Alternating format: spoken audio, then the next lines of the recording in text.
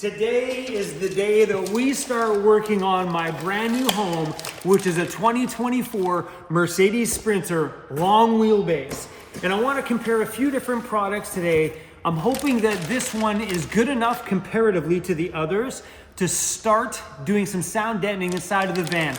Step one of the whole build is to kind of stop that wobbly vibration noise from the huge sheet metal panels that are on the outside, and that's done by using a sound deadening mat. So in here I have the cheap Amazon Basics one. This is Kill Mat, which I have from a previous project, and then Dynamat right here, which is the old school one that I remember from way back in the day. So I found a company out there that did some third-party testing on all the different sound deadening mats out there, and believe it or not, the Amazon Basics one came out pretty high on that list. Not at the very top, obviously, but comparatively for the price point and what it does, it tested very well.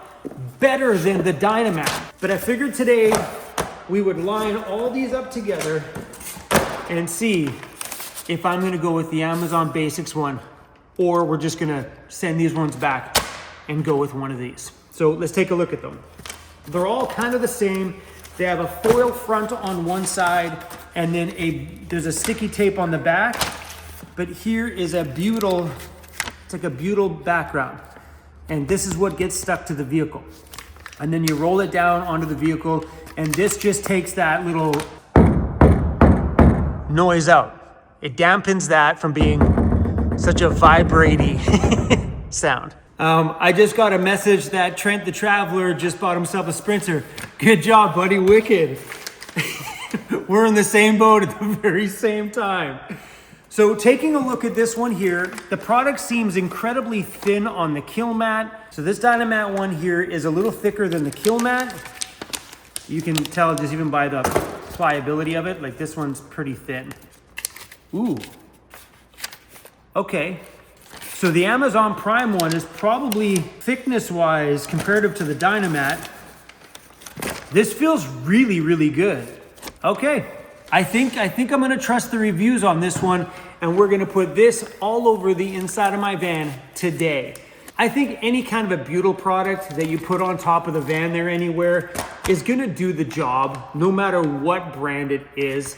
That's why I kind of figured, okay, let's check out this Amazon Prime one, and I'm actually really impressed with it. I wouldn't look at this thinking that it was a cheaper product. If this was an Amazon Prime one, I would have been like, this is a cheaper product, 100%.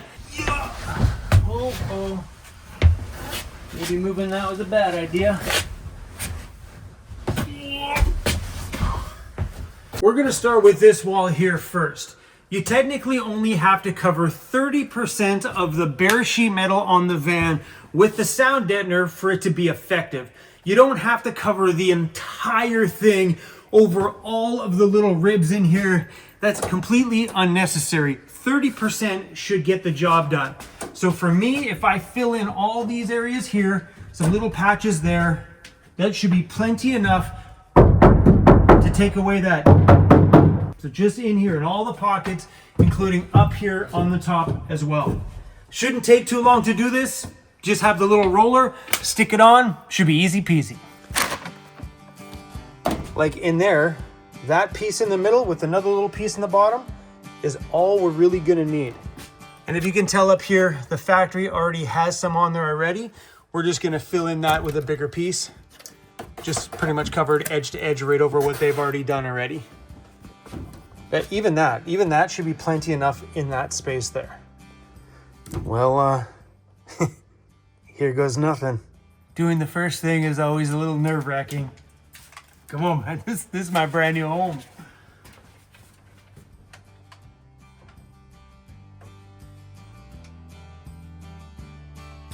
You ready? This is it. First piece.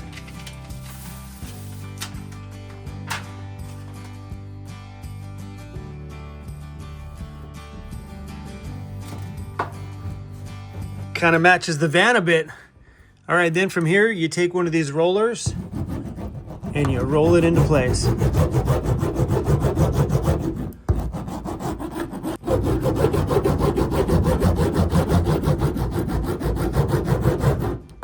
That's it. Just want to make sure she's rolled down nice and good.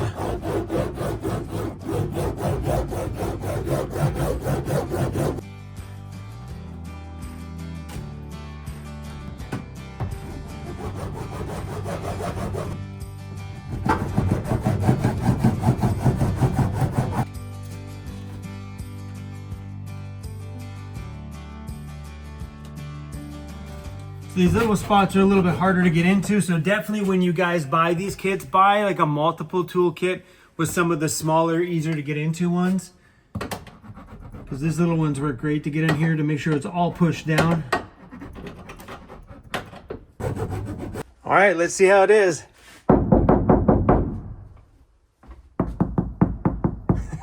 What a difference. Nice and hard. Completely deaden the sound of that whole panel. Hey everyone, sorry to interrupt today's video, but this one is super important. It's something that I use in my life every single day. Today's video is sponsored by Surfshark. Surfshark is a virtual private network that I hold right here in my hand on my phone. I also use it on all of my laptops. And the fun thing about using their service is you can use it on all your devices all at the same time, as many devices as you want on one account, which is pretty rad. And it's pretty easy. I get onto Surfshark, I hit quick connect. Now it's logging me in right now. And then boom, logs me in from somewhere. Where are we logging in from right now? Bada boom, Montreal, Canada. I'm not in Montreal. I'm on Vancouver Island. And the fun thing is if you want to be in Argentina, you click continue, logs me out of where I am, disconnects me from Montreal, now is logging me into Argentina, which means, well, now the internet thinks I'm there, so I can spoof the internet and use things like Netflix and Hulu and Disney Plus and watch whatever's available in Argentina from my phone. But also cool too, if you've ever been on YouTube and you get that pop-up window that says you can't watch that here, well now you can by using a VPN to spoof where you're coming in from. Anyway guys, I personally love it. It's super affordable on your phone every single month, and they're gonna give you 4 months free if you use my promo codes down below. I'll also leave it on the screen there for you guys. Guys, support the people that support us. Surfshark, thanks for sponsoring today's video and helping keeping everybody safe. It's fun. It's really fun. Surfshark, baby! Let's go. And before you start getting at these panels, make sure you clean them off with some kind of like a pre-painting prep. Right here, I'm using the Eastwood pre-painting prep. You could also use like an acetone or something like that just to clean off the wax and grease. That way things are gonna stick a little better.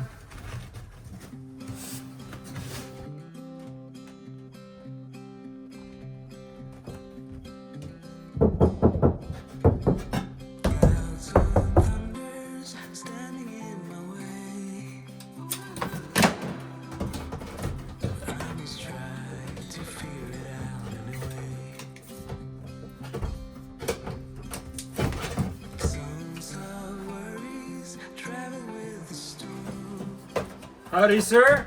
Hello.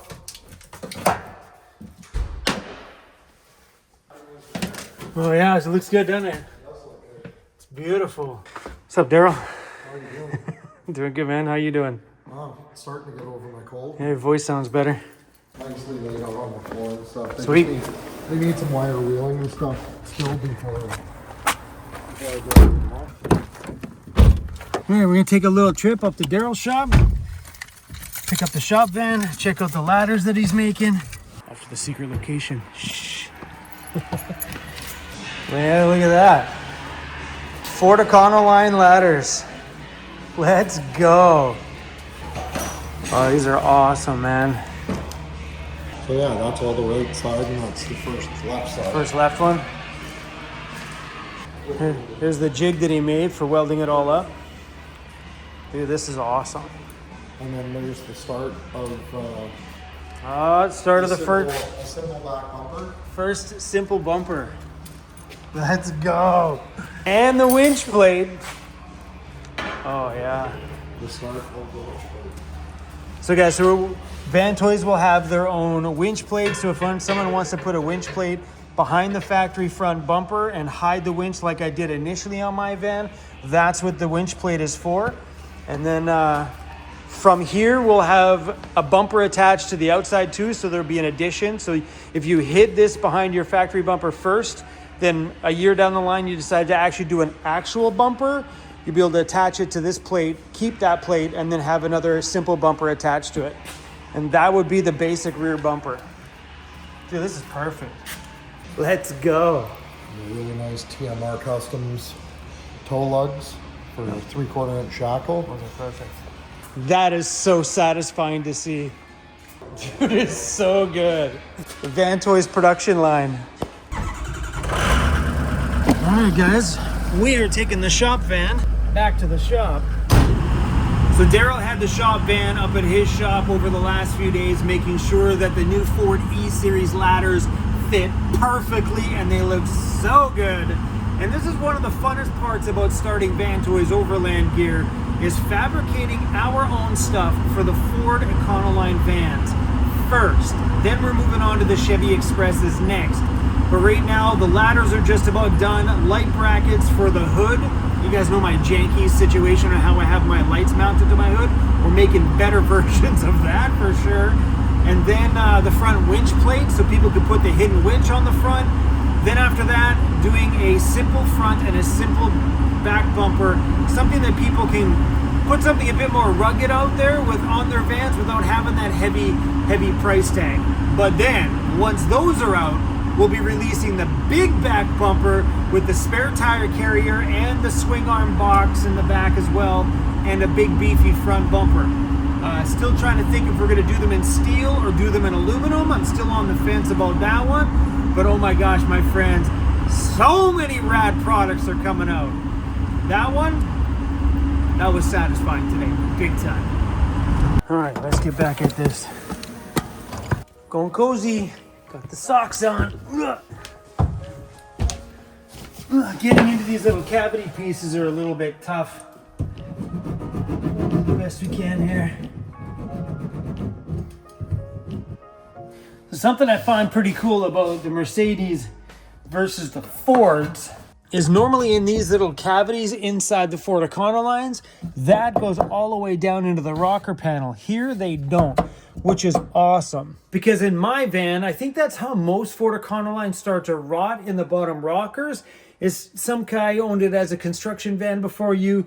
One screw gets down that cavity and sits down into the bottom back quarter panel, and that's just rust. It's going to cause rust, which is going to cause more rust. And before you know it, boom, blows out your whole quarter panel because of one simple screw or a dime or something like that that goes down there.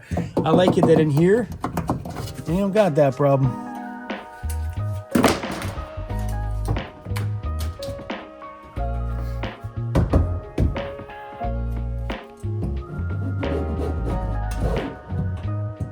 Pretty surprised how much coverage one box is giving me here.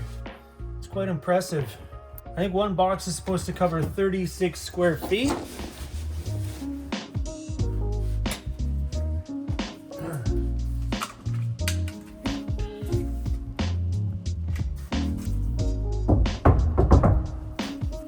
right, cutting out some shapes on this one.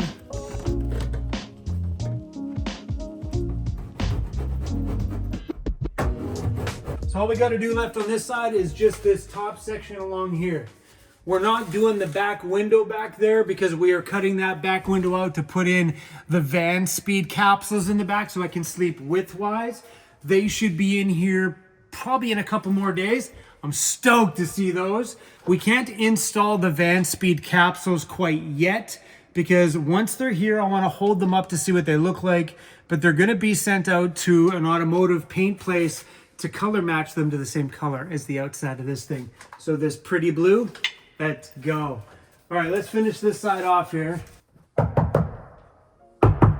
Solid. Yeah.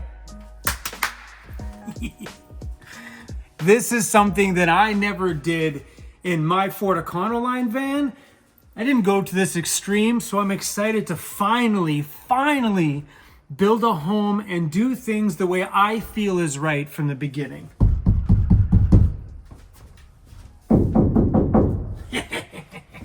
So far, we haven't even gone through 2 boxes yet.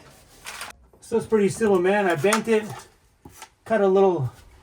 marked a little line in there with some scissors. Snippy, snippy, sticky, sticky. Ooh wee.